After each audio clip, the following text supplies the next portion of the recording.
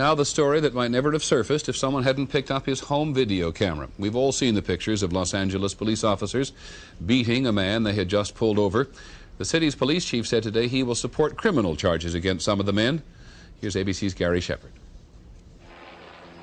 The 3 police officers facing felony criminal charges were among a group of 15 who stopped a 25-year-old black man last Saturday night, then beat him, kicked him, and clubbed him, unaware that an amateur photographer was recording the incident on videotape.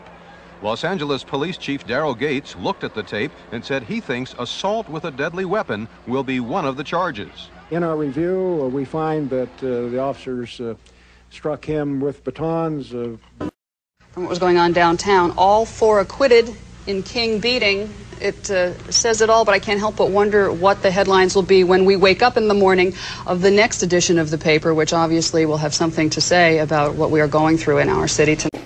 In the Circuit Court for the 9th Judicial Circuit in and for Orange County, Florida, State of Florida versus Casey Marie Anthony.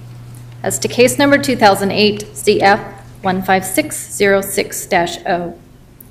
As to the charge of first-degree murder, verdict as to count 1, we the jury find the defendant not guilty, so say we all, dated at Orlando, Orange County, Florida, on this 5th day of July, 2011, signed foreperson. As to the charge of aggravated child abuse, verdict as to count 2, we the jury find the defendant not guilty, so say we all, dated at Orlando, Orange County, Florida, this 5th day of July, 2011, signed foreperson.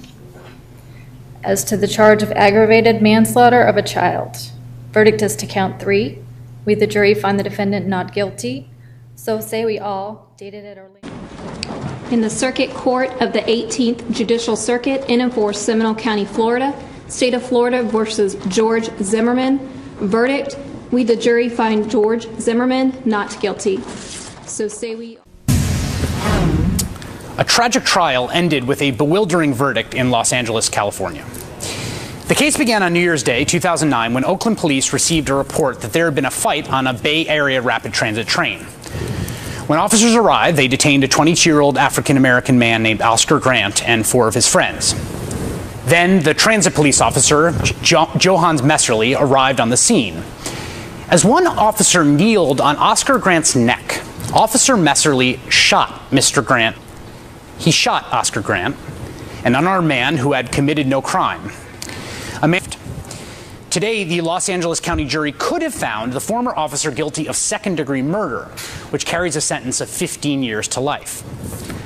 But instead, after deliberating for about 6 hours over 2 days, they found Messerly guilty of involuntary manslaughter in the shooting death of Oscar Grant.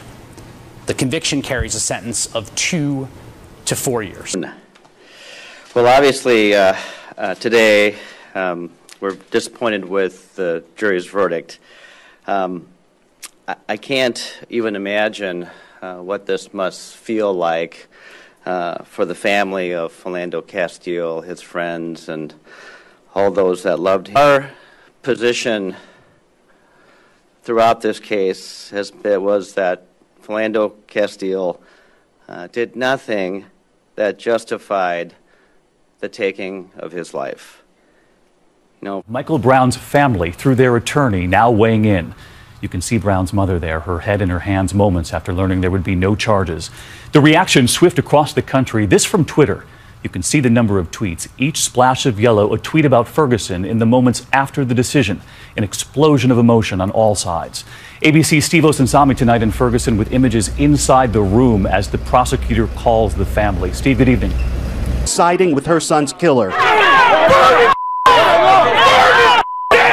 And this was the emotional reaction from her husband. Words today their lawyers tried to take back. Shut it down! Tonight they're calling on the federal government to come in and deliver them justice. This process is broken.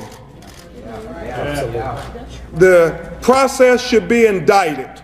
They tell us she's been prosecutor called the family just after taking this photo, delivering the decision. No probable cause exists. At 8:25, McCullough finally said the words to the world, no charges.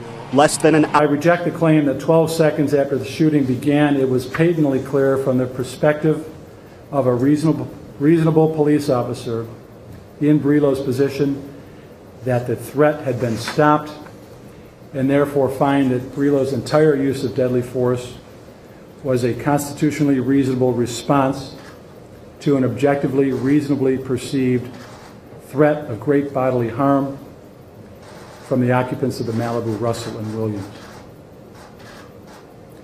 Having so found, in summary, I find that the state did not prove beyond a reasonable doubt that the defendant, Michael Brillo, knowingly caused the deaths of Timothy Russell and Melissa Williams, because the essential element of causation was not proved for both counts.